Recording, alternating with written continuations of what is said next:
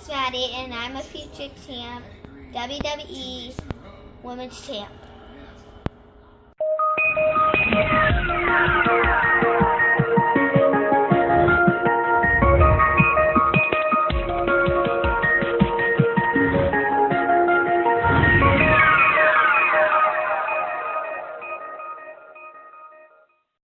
Fans, it's me, Eric Osvaldo. Welcome to this week's episode of In My Damn Opinion. That's right, the greatest show on the internet, because I get a live microphone, tell you whatever the fuck I want to tell you when it comes to the world of professional wrestling.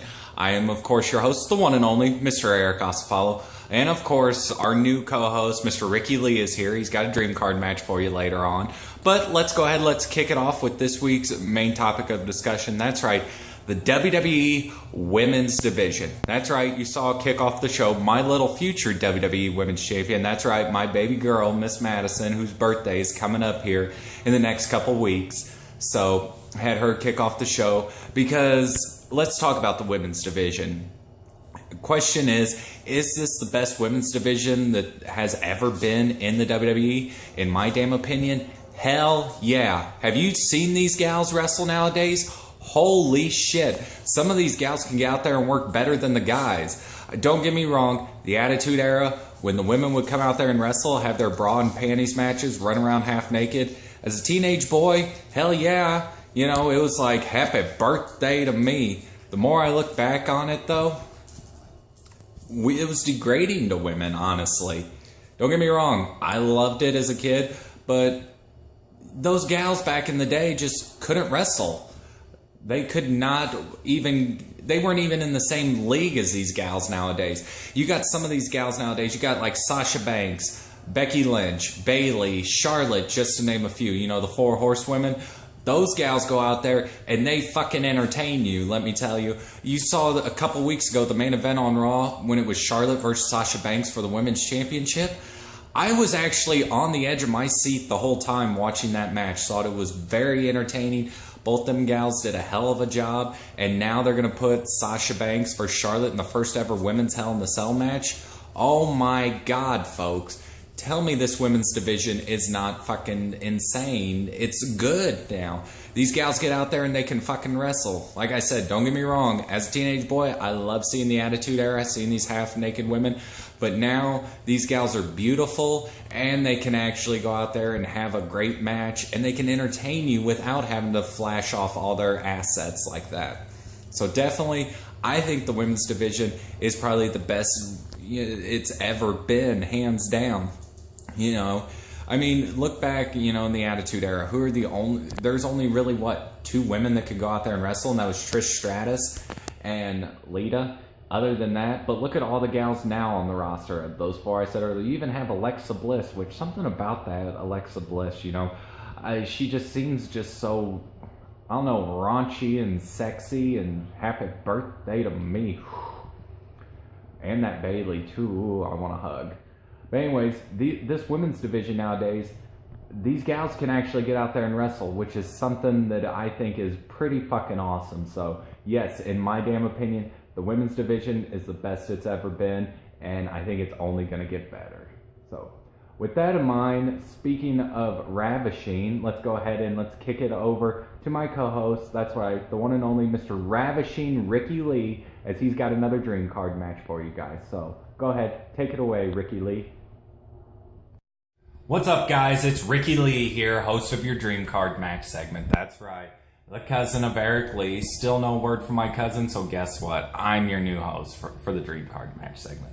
And boy, as Eric Lee would have said, do we got a doozy for you this week. This week, we're not traveling really back in time because, hell, these two guys could actually go out there and have this match tomorrow. That's right. In one corner, you have the Olympic gold medalist. That's right. The man who won the gold medal in the Olympics with the broken frickin' neck. That's right, Kurt Angle in one corner. His opponent, Dolph Ziggler. Holy shit, folks. Oh my god. This match right here would be match of the night candidate in any frickin' show that you would go see this at. Could you imagine these two the fact how good of a seller Dolph Ziggler is, and how much, how both of these two men could go out there in the ring, wouldn't need a single weapon, wouldn't even really need to get out of the ring, but these two men would sit there and just entertain you with an actual wrestling match, seeing these two men just go at it back and forth, put on, a classic back and forth battle. You could sit there and you could watch these two wrestle for at least, go 60 minutes, and it would just be magic. You would be on the edge of your seat because these two men would entertain you. Back and forth battle. But in the end, in my damn opinion, your winner of this match would be Kurt Angle. That's right, because why? Because Dolph Ziggler can put people over better than damn near anybody on the WWE roster right now. And I think these two men would have a classic, possibly even be match of the year candidate quality. But as I stated, in the end, Angle slam followed by an ankle lock. Ziggler taps out. Your winner of this week's Dream Card match. That's right, Kurt Angle. So, as always, folks, that's your Dream Card match for you this week. If you have a match you'd like me to discuss on the Dream Card match segment, feel free to tweet me at Eric Asafalo. You can leave a comment down below. You can also email me at easafalo@gmail.com. I'd be more than happy to discuss your Dream Card match here.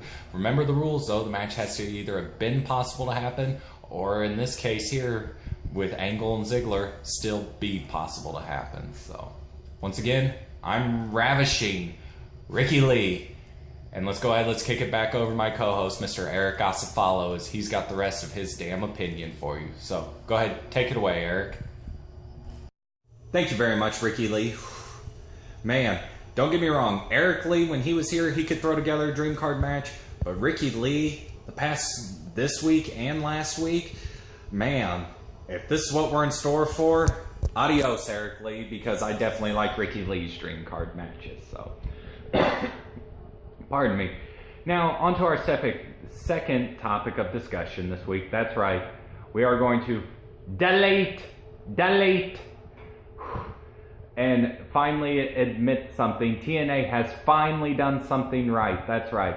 How many people out there watch TNA? I hear crickets. Just fucking with you. No, really, I'm not. I do hear crickets. But anyways, so I get it. Nobody really watches TNA nowadays. But TNA finally did something right, and they've created a character. That's right. Broken Matt Hardy. If you guys have not seen this, it's fucking amazing. The man just, from everything, go out there and YouTube. There's a playlist, the Broken Matt Hardy saga, which starts out from the beginning, and you see the transformation of Matt Hardy into Broken Matt Hardy. You go out there, you watch the final deletion. Oh my God. Granted, it's not the most technically sound professional wrestling match. It's two men going out there beating the shit out of each other, but it was brilliantly produced. Honestly, this Broken Matt Hardy gimmick is probably the best thing TNA has going, and the only thing TNA really has left going for them. And now that, he has Brother Nero, I'm going to start calling my executive producer, Steve Hall, I'm going to start calling him Brother William.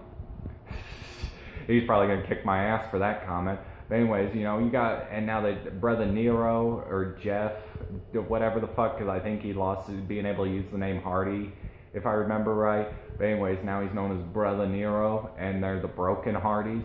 It's fucking brilliant.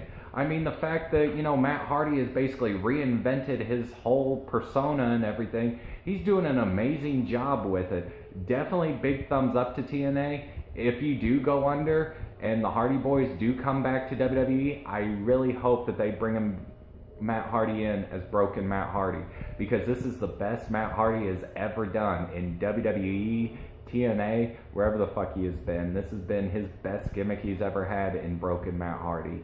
And now that he has Broken Brother Nero, and they're the Broken Hardy Boys, it's so fucking good.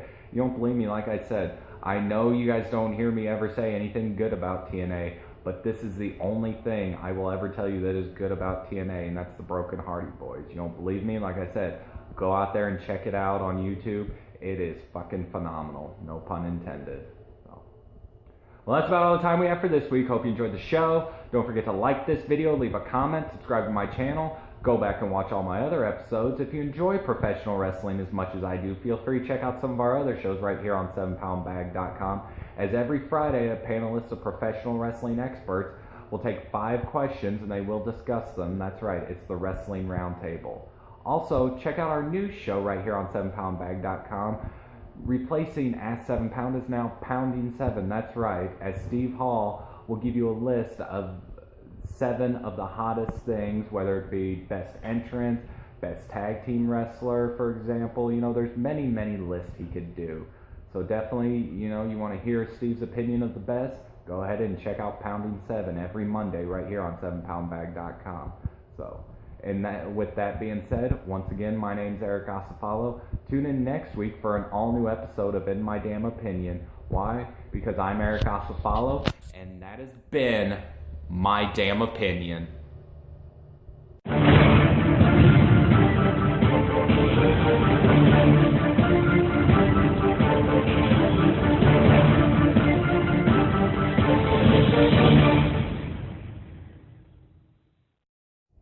I'm Eric Asafalo, and I approve this message.